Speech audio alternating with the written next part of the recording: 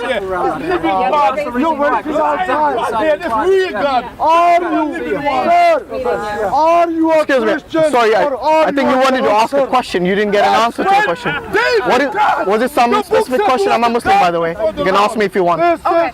No. I just wanted to thank you guys for coming and for like doing this, because it is good to like make people think, because I'm not against any religion. I think they're all great. I just don't appreciate how he's bashing on the Christians. He's really emphasizing on the amount of books, and that's not what matters. It's the content, not the context. You know what I mean? So I don't really appreciate how he's doing that, how he's not listening. I think what he's doing is a great cause, and I just wanted to shake his hand and thank him for doing this. I mean, it's not about, obviously, I mean, I don't know if you, is this your first time in Speaker's Corner? We're from America, so yeah. Yeah, I realize that. It's your first time. Because there are many people who come here, there are Muslims who come here, and there are Christians who come here. There's a lot of bashing about religions here. So it's not only one person doing it. I mean, because I think because of the way, because of the weather, that's why you see only one person. Normally it's like quite crowded here. No. Yeah. But what do you think of what he said with regards to Jesus being a man and not God? What is your view with regards to that? So we see it as, in order for like God to show us like the suffering and whatnot that he goes through, he went through the stages of the cross. Like he knew when he was a teenager that that's what he was going to be doing. Right. He knew that that's what his like ultimate goal was to do, is to show us like the good like way to live and like all the suffering, what he's willing to do for us. As God in heaven, he can't do that, like, because there are people that only will believe by Sorry, God in heaven can't do. So you're saying God in heaven doesn't know the suffering on the earth? No, he knows the suffering. We don't. Like, we don't understand the suffering he's willing to go through for us. No, but why is that necessary? Why is it necessary for God to go through suffering? Because in order to understand us, he knows us, right? For sure, but he's trying to reach out to those that were straying so far from like him. So that's what he was doing, is he was like reaching out to those of us that like, and to save like our sins. But isn't that what exactly what the prophets did? For example, Moses, David, Abraham, all those prophets who came before, didn't they do that? Didn't they try to reach out to the poor, to the one who were oppressed, to the one who were in need of salvation? Yes, they did. And so did our saints, because as Catholic we believe in saints. Oh, you're a Catholic, okay. Yes, I'm a Catholic. Right. So I mean, obviously nothing negative, because I know majority of the Christians are Catholics, so I do recognize that as a mainstream Christianity. But what I'm saying is that what I don't understand is, why does God need to suffer in order for humanity to be saved? That's what I don't understand. Because you see the Abrahamic faith, there's like three faiths here: Christianity, Judaism, Islam. Judaism and Islam do not believe that God becomes a man, or he suffers, or anything, basically any other weakness that human beings have. For example, there's a clear verse in the Bible which says that God is immortal. Now, if God is immortal, and then you say Jesus is God, there's some sort of a contradiction here, because one died and the other didn't. Right, but so we believe in like life everlasting, of course. So like when you can go to heaven and then you live there forever. So what he did is he came down to earth. Granted, I'm not a professional, obviously, in this. I'm just a Catholic person that's trying to. No, that's fine. I mean, I want to know the reasoning behind your faith. And to save our sin. But the thing is he's a very loving God, and I don't know that much about like your guys' gods. I'm gonna be honest. I don't. I wish I did, and I think like it's. No, he's loving. Obviously, God is loving, but God is also just. Oh, he is just. So just because he's loving doesn't mean that everyone gets to go to heaven. That's why we have. So Catholics believe when he, up to the point before Jesus was here, if you did mortal sins, you went straight to hell. There was no. Really? There was no confession or anything like that. So you don't believe there was forgiveness before? No, there was forgiveness. Right. Like if you committed like a mortal sin, like something, because we. I see, like murder or something like that. Right. So if you did something like that, like you're screwed. You weren't going to go to heaven. So what happens now? Now, let's say you do a mortal sin, right, or even a venial sin. We go to confession as Catholics, and what that is it's just like you being forgiven. Where most Christians believe, like if you, no matter what sin you do, as long as like you like believe in like God, like you can still go to heaven. Where we as Catholics believe, you have to go through that humility and like through that process of like talking to God Himself, like through like the church and being like, okay, the confession, so confession. So you're saying if somebody murders, you can just confess for it and you go scot-free? No. How does it work? So I mean, you have to change as a person too. It's not just you go to confession and like boom, like you're good to go. Before there was like like death penalty for somebody who murdered. There was death penalty for adultery. I'm trying to understand what happens now for a person who has actually murdered someone and he has been convicted of that murder.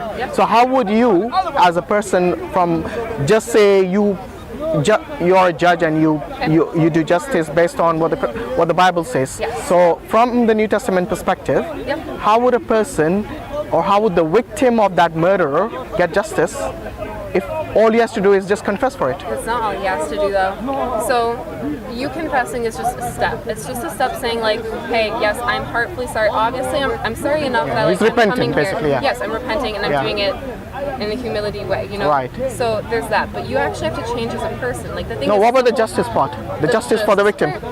Honestly, the suffering of trying to become a better person. If you murdered someone, there's obviously something going on wrong with you, or if like you repetitively do. Well, you're a criminal, aren't you? There got to be some justice served. Yes, there is. Because the justice of the law of the land will obviously either give him a life sentence or a death sentence, depending on which law you follow or which country. So I'm saying, if you were a Christian and you abided only by the New Testament, and you follow the law within the, so I want to know, what is the law in the New Testament for a person who is a convicted criminal, like a murderer or a rapist? Like how they're going to get to heaven? Yeah, sorry, go on. Practicing Catholic, or is he just saying this Catholic? Sorry, say again? Is he practicing Catholic or Catholic? No, it's a hypothetical question, yeah? But what I'm saying is that regardless of what your spiritual, the degree of spirituality in you, I'm saying let's say you base your judgment only on the New Testament.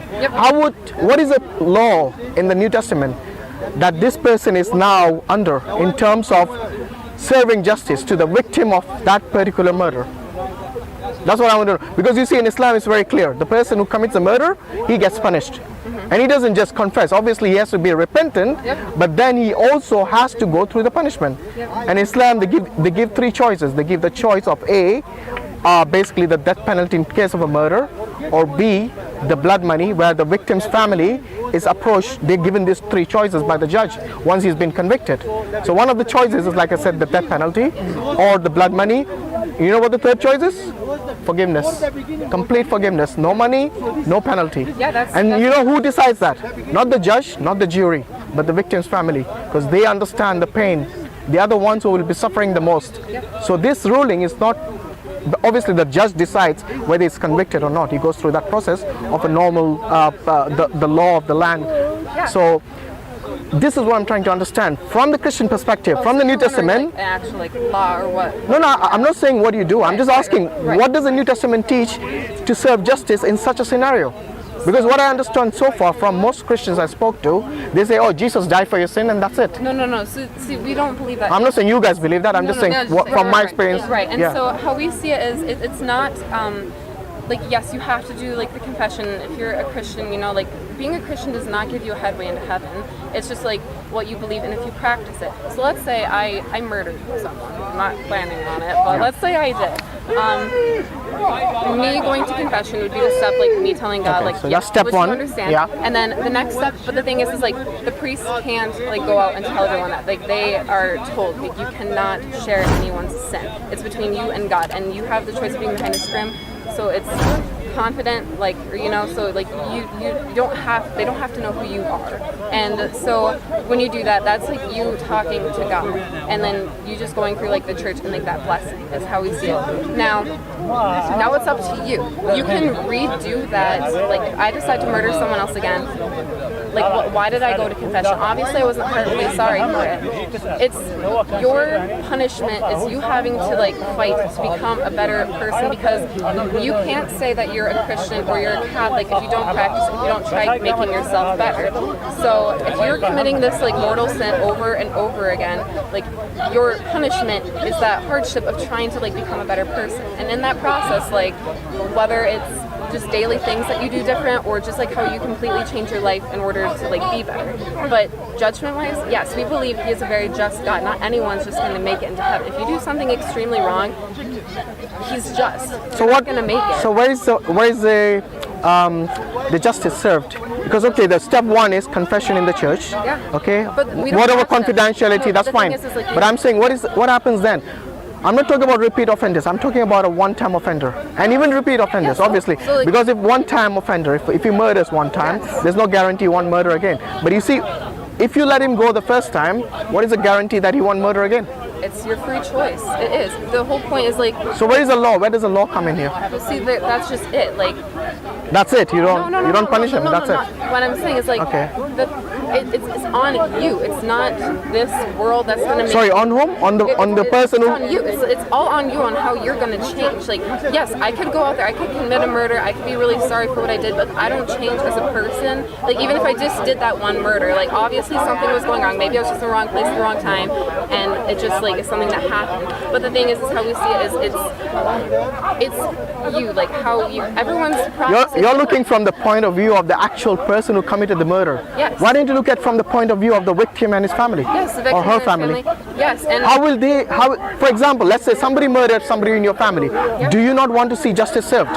Or do you just say forgive every time? And these people who you forgive all the time, then what happens is these people, they get complacent and they go on committing repeat offending, they become repeat offenders. And I can see where you're coming from, but as how we see it is like we can be like, so if someone like murdered someone in my family, like I'm going to forgive them. I'm not going to forget. Like obviously I'm going to go through like the legal process like of this world to like make sure that's different, but like spiritually wise, like that's what we're talking about, spiritually wise. And spiritually wise, my job is to forgive them. If I have a grudge against them, or if I am just feeling angry, or even if I hate them, that's a moral sin. Like that's now me that's committing a sin to them. Do you think that's that approach is practical? Yes. So imagine a person like Hitler comes and attacks your country. What do you do? Just sit by and say you're forgiven? No. Then what do you do? I can make. You're going to fight him back? Yeah, but like the thing is like I can. And is that something that the New Testament teaches? That's what I'm trying to get. I'm not trying to ask you what's your personal opinion. You see, because we can be. I'm telling you what my religion says, and like so, if there's a war, Catholics are not against war. Like let's say like a Hitler thing happened all over again, we're gonna be like, yes, like go to war to stop this bad thing that's happening. Like stop it. But we need to forgive them. We need to forgive them, but it doesn't mean like us forgiving. What does forgiveness mean in this context? Because to be honest, when there is a war, when somebody is coming to attack your country, yes. I mean, when you see little children being bombed and killed in front of you, you don't want to go around just saying forgive you, forgive you, forgive. You see, it's not practical. No, like you have to be like on your defense, obviously, but like. So a lot of Christians are being like persecuted in other countries right now. And as our job, like I don't hate that religion that's doing it because I know it's not the religion that's practicing it. It's just like radicals. That's all it is. It's just radicals. And you got radicals on both sides. Exactly. You have For example, you must have heard of the ISIS. Yes. You know who are the main victims? The Muslims. Exactly. Like they're attacking. So the Muslims are the majority of the victims are the Muslims. Exactly. But you see, we are not talking about fringe groups. That's the reason I went to the Bible. I want to know from the Bible's perspective, from the New Testament's perspective. I do not see a clear law stated as to what happens to a murderer. Because I remember this passage about this this woman who had committed adultery or something, and the Jews were going to stone her, and Jesus says something like, the one who did not commit a sin shall cast the first stone. So this is completely opposite to what was happening in the Old Testament. So that's not showing you the whole story. That's just a phrase. Right. If you kept reading what it goes on basically saying is that Jesus was like, whoever has not committed a sin, cast the first stone. Meaning like, you guys are all sinners. They all dropped their stones and they walked away. They didn't stone her because they have all committed a sin. Jesus is saying like, we have all sinned, and we have. And so like, it is for us not to judge. We are not supposed to judge her because of her sin, because you have sinned too. A sin is a sin. Yes, there are some that are worse than others, but in God's eye, every sin is hurting him. So me murdering someone, yeah, it's obviously. But didn't God? Sorry to cut you off, but didn't God make that law to stone to death anyway? That was an old one. When Jesus, that's what I was trying to tell him. Wasn't Jesus God in the Old Testament? Yes, but when so he made the law. When Jesus came, but then later on, times changed. But the thing is like times changed. Religion stays the same, but like, so yes, back then stoning someone for a sin like that was big. But then when Jesus came, that's when like confession was available. He's the one that started like Catholicism, because before then, as I said, like the Jews believed like if you committed a major sin, like you were going to hell. Now did Jesus recognize the Old Testament laws? Did he recognize it? Yes, he recognized. So when he said that, obviously during that he recognized the process of where they stoned the adulteress, I mean, he said that whoever has sinned shall cast the first stone. If the law was, I think He said whoever's not he did not say the law is no more now. You cannot stone anymore. You see what I mean?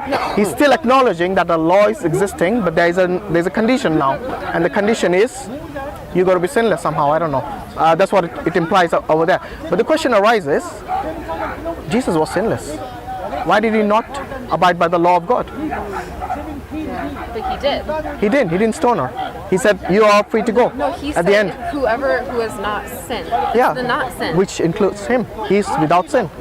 But Do you not agree that he's without sin? Oh, he is without sin. So if he's without sin- but he chose not to stone her because the stoning was not like that was something that the Jews were doing. But he was No, it was God's law. That's why they were doing it. It wasn't just because the Jews felt like stoning people who are adulterous. But that's just that's what I'm saying. It's like the Jews are the Jews were supposed to like become like Catholic. Like a lot of them did. All of the Catholics like Catholics came way back. I mean, way afterwards. Not okay. Anyway, that's a different. That's a different story. No, like when Catholicism started was when Jesus came and he did the Last Supper. The Last Supper, that was the beginning mass. That was the first mass, and from then that's when that's when Peter like started putting into practice, and that's when he started writing his spring word. You know, there's actually a passage where Jesus,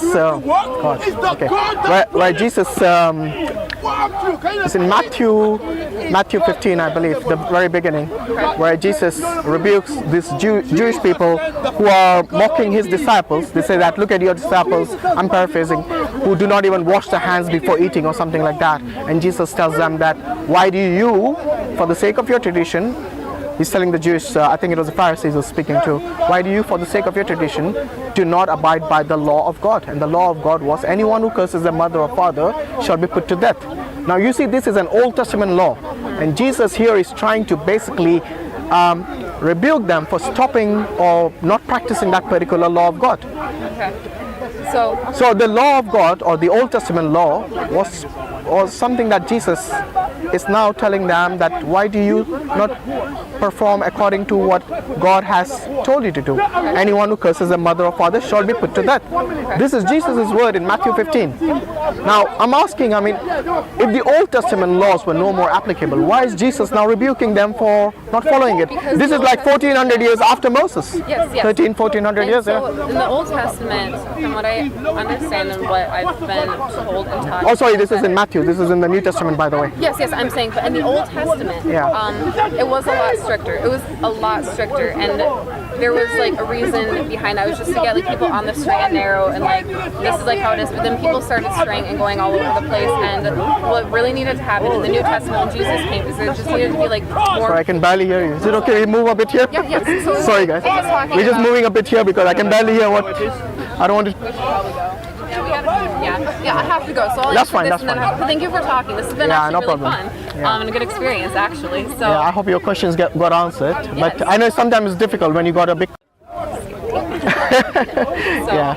No, I mean it's just having a dialogue because that's the way we learn from each other. It is. We learn about each other. There'll always be misconceptions because you see there's a lot of negative propaganda against Islam nowadays. You see on media. Yes. And Trump hasn't helped. No, and it's not. So you know what I mean? It's not a bad religion at all. It's just how people are perceiving it. Exactly, and the only way we can learn is by talking to each other, having a dialogue. Yes. And that's what's important, you know. And I appreciate you not attacking me either, but instead asking me that's not our aim and objective anyway. I mean, it's to learn from each other and to clear up the misconceptions we have. Yes. But yeah, thanks for your time. I know you guys are. Yes. Yeah, sure, go on. So my dad has actually converted to Islam. Woohoo! And so, Alhamdulillah. Okay.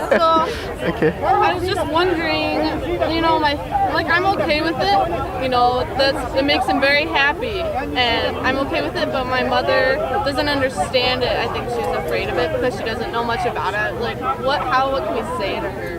What can we do? Sorry, I don't know the background as to why your dad converted, how he converted. Yeah. So was he a Christian before? Was he Catholic? He was born, I think, into a Christian family. Okay. But in his teenage years, he lived in Kansas. Right. So then there was the Muslim community there, and he just converted in because he just believes in it. He must have told you a reason why he converted, because you see, people don't just convert to another religion. No, yeah. There's always a background to it. Yeah. Yes. So Sorry, I didn't catch your question. What was the I question just again? want how show to family members that don't understand it that there's ISIS